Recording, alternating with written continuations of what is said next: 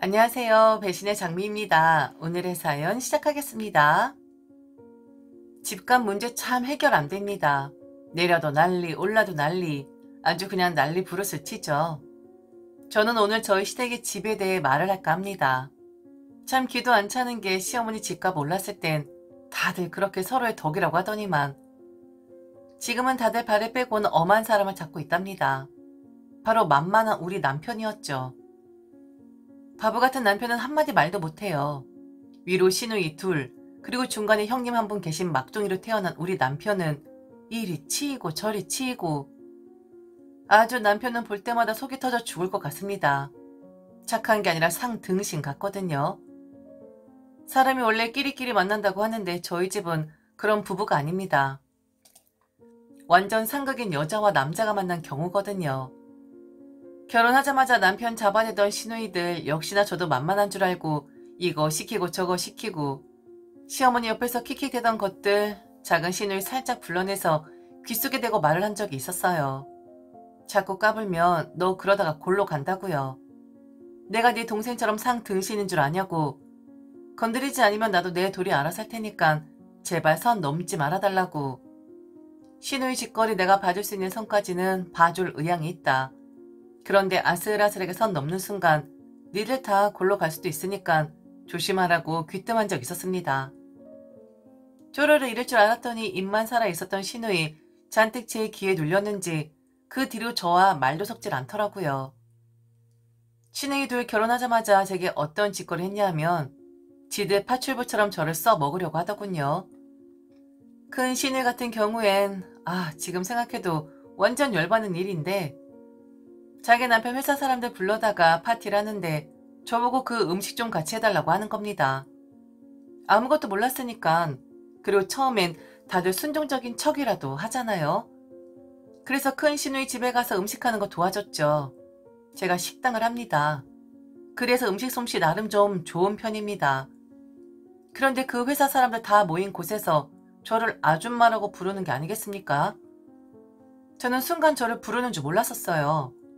제가 대답을 안 하자 아줌마 귀 먹었어요? 라고 하면서 제게 성큼 다가오는 게 아니겠어요? 그러면서 회사 사람들 뿐만 아니라 중요한 거래처 사람들도 있다. 저 사람 이번에 저 가운데 앉은 사람한테 투자를 좀 받아야 하는데 좀 있어 보이는 사람처럼 보여야 한다. 그래서 올케를 올케가 아니라 일하는 아줌마로 부른 거다. 그리고 지금 행색이 딱 그래 보이기도 하고 알지? 내가 무슨 말 하는지? 하는 게 아니겠습니까? 순간 자신의 기지였다고 했어요. 투자받는 데 있어서 돈이 부족한 게 아니라 넉넉한 집안의 사람이다라는 것을 어필하기 위해 파출부 아줌마를 쓰는 것처럼 보이고 싶었다는 게 큰 시누이의 말이었습니다. 결혼도 했고 뭐 식당하는 제가 고급지게 보이면 얼마나 고급지게 보이겠습니까? 네네 사모님이라고 대답을 했고 그 다음날 일당 청구했습니다. 하루 종일 가게 못 나가고 일손 딸리는 바람에 매출 깎인 거 그거 청구했습니다. 좀 과장되긴 했는데 총 150만 원 청구했습니다. 원래 미친 짓거리 하는 사람들한텐 미친 짓거리로 대응하는 게 맞거든요. 150만 원 달라고 하니까 그게 무슨 소리냐고 하더군요. 그래서 저도 그랬죠. 아니 사모님 일을 시키셨으면 돈을 주셔야죠. 어제 그렇게 부려먹으셨으면서. 그리고 어제 저는 출장 서비스 나온 거나 다름없었잖아요. 기본 출장비도 주셔야 하는 건데 그래도 좀 아는 사람이니까 그건 깎아드린 거예요. 어제 제가 가게 못 나가는 바람에 깎인 매출이 150이더라고요. 그 정도 메꿔 주셔야죠. 그래야 저도 모르는 사람들 앞에서 파출부 아줌마 된 값에 대한 보상 받는 거죠. 안 그런가요? 넉넉한 우리 사모님? 큰 시누이 제가 저런 사람인 줄 전혀 몰랐을 겁니다. 만만한 자기 동생이니까 또한 만만한 여자 만났을 거라 생각을 했었을 텐데 암튼 저 일로 말도 안 되는 시누이 짓거리하기 시작하더군요. 자기 집에 불러서 일 시키면 돈 달라고 할까 봐서 시어머니 집에 자기 일거리를 가지고 오더군요. 음식 솜씨 좋은 거 이미 알고 있으니까 자기들 먹을 창거리 사가지고 와서 마치 시어머니 해드려야 하는 것처럼 둔갑시키고 그럼 시어머니도 당신께서 다 드실 음식이라고 하시고 한두 번은 그냥 속아 넘어가 드렸었어요. 연세 드신 시어머니 큰 시누이 귀에 눌려서 며느리 잡는 데 동참하시겠다는데 그 정도는 제가 애교로 봐드려야죠. 그런데 한 번, 두 번 해주다 보니 가게 끝나고 나서도 저를 일을 시키더군요. 그럼 좀 맛없게 만들면 되지 않느냐. 소금을 잔뜩 넣던지 설탕을 잔뜩 넣던지 하면 되잖아. 라고 하실 수도 있지만 걔들은 죄가 없어요. 그 소중한 창거리들이 무슨 죄가 있겠어요? 죄가 있다면 바로 잔머리 굴리는 큰 시누이죠. 그래서 제가 그랬어요. 아니 내가 여기에 침을 뱉으면 어찌하려고 이렇게 자꾸 나를 시키는 걸까? 어머니 이거 형님 내 거 맞지 않냐고. 형님은 당신의 눈앞에 있는 상황도 아닌데 어떻게 저를 믿고 이렇게 일을 시키냐고. 제가 음식에 뭔 짓을 할 줄 알고. 그 일로 큰 시누이 반찬 만들어주는 건 종료했습니다. 둘째 시누이도 큰 시누이와 비슷했습니다. 큰 시누이 같은 경우엔 시어머니 집에 창고를 사다 놓은 다음 시어머니 창고리라고 둔갑시킨 반면 둘째 시누이는 아예 저희 가게에서 털어가더군요. 그날한 반찬들 그리고 조금 더 찬값이 나가는 것들만 쏙쏙 빼가고 이번엔 지난번처럼 그 맛이 나질 않네. 이렇게 일관적이지 않으면 가게 손님 빠져나가는 거 한순간이네. 라고 그 얇은 입술을 파르르 떨며 말을 하더라고요. 자기가 반찬을 가져가는 이유는 자기가 먹으려고 하는 게 아니라 제 음식 솜씨의 발전 때문이라는 말까지 한 사람입니다. 시댁 사람들 코에 걸면 코걸이, 귀에 걸면 귀걸이라고 하잖아요. 딱 그녀들이 그런 사람들이었어요. 결국 제가 귀에 대고 경고한 날 작은 시누이도 뜨끔하면서 발길 끊더라고요. 도대체 그동안 사람들이 어떻게 살아왔길래 조금 말대꾸하고 조금 정색하면서 말을 하니 빌빌대며 꼬랑지를 확 내리는 건지. 참 이런 사람들한테 무시당하고 호구 잡힌 사람이 내 남편이라는 게 창피할 정도였습니다. 그럼 이야기가 좀 많이 옆으로 샜는데 시어머니 집에 대한 이야기를 좀 할게요. 시어머니 집은 집값 한창 오를 때 5억 가까이 올랐던 곳입니다. 더 오를 곳이 있나?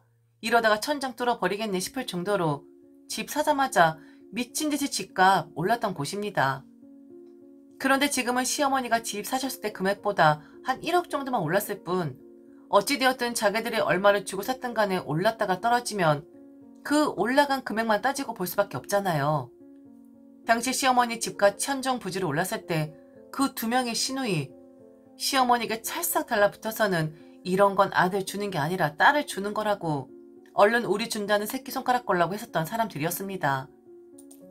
그리고 시어머니 집은 자기를 소유인이 절대로 눈독 들이지 말라는 말도 대놓고 했었던 사람들이었고요. 그리고 시어머니 그 집 살 때 시누이들이 가장 설레발을 떨었다는 것도 알고 있습니다. 지금 안 사놓으면 큰일 나니까 지금이 적기라고 이런 건 감이 딱 왔다 했을 때 당기는 것이 맞다고 했었던 사람들이었는데 그런데 오를 때가 있으면 내릴 때도 있는 법 아니겠습니까?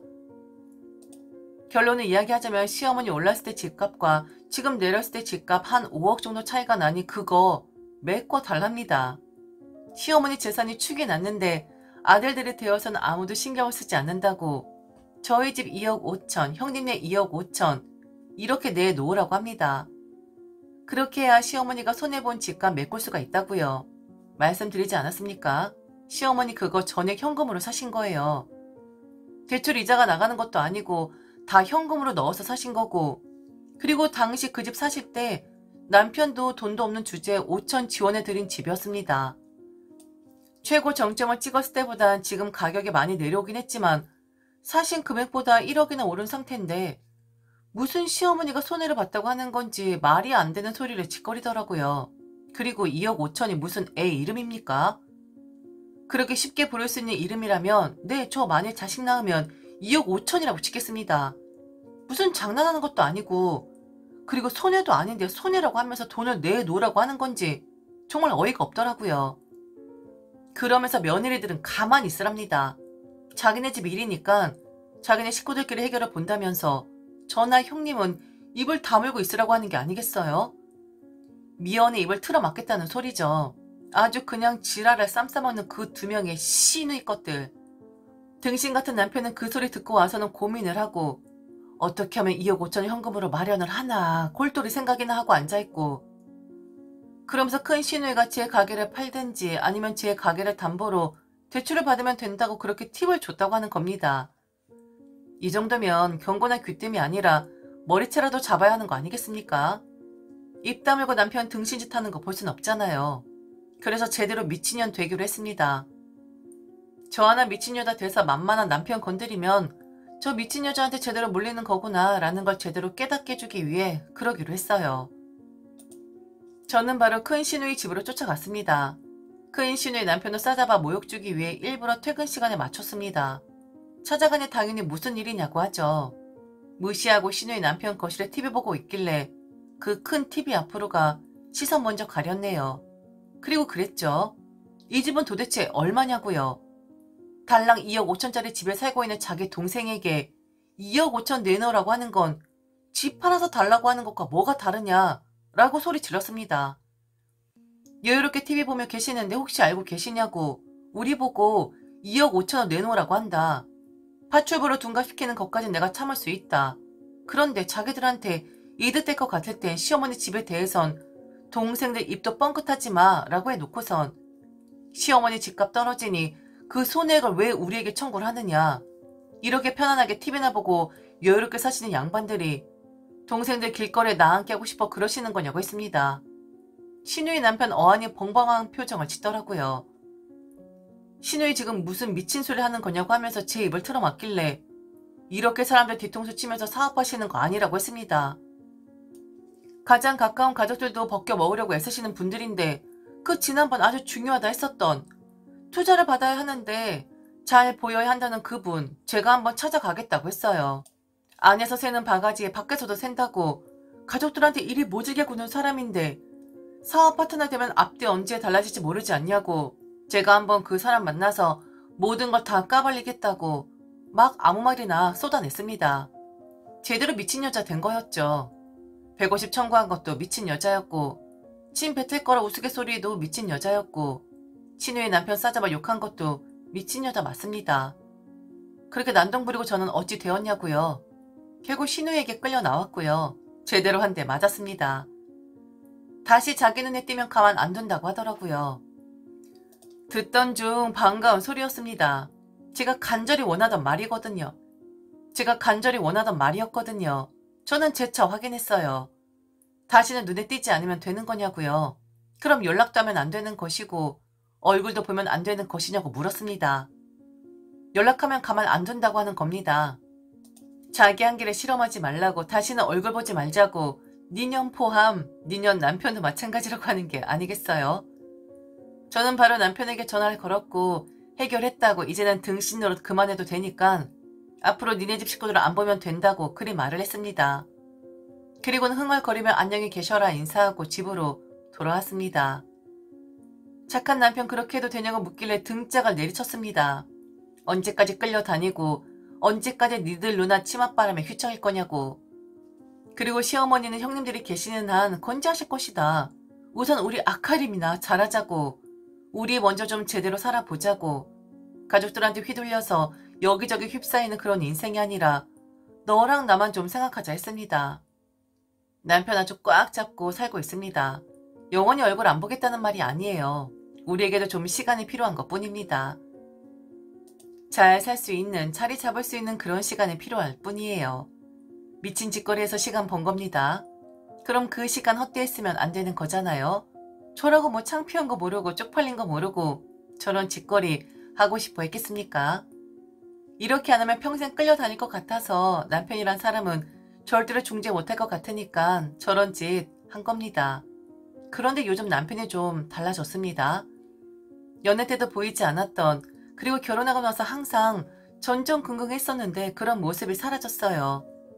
착한 우리 남편 그동안 말을 못했었지만 마음고생이 이만저만이 아니었던 듯 하네요. 그리고 희소식인지 아니면 불행한 소식인지 몰라도 조만간 형님이 난동 한번 피울 거라고 하대요. 그쪽엔 계속해서 2억 5천원 달라는 소리를 듣고 있는 모양이더라고요. 과연 우리 형님은 어떤 난동을 부리실지 궁금하네요. 왜 며느리들을 난동쟁이들로 만드시는 건지. 우리 시댁 사람들 참 답없는 사람들이죠. 지금까지 들어주셔서 진심으로 감사합니다. 이상 배신의 장미였습니다.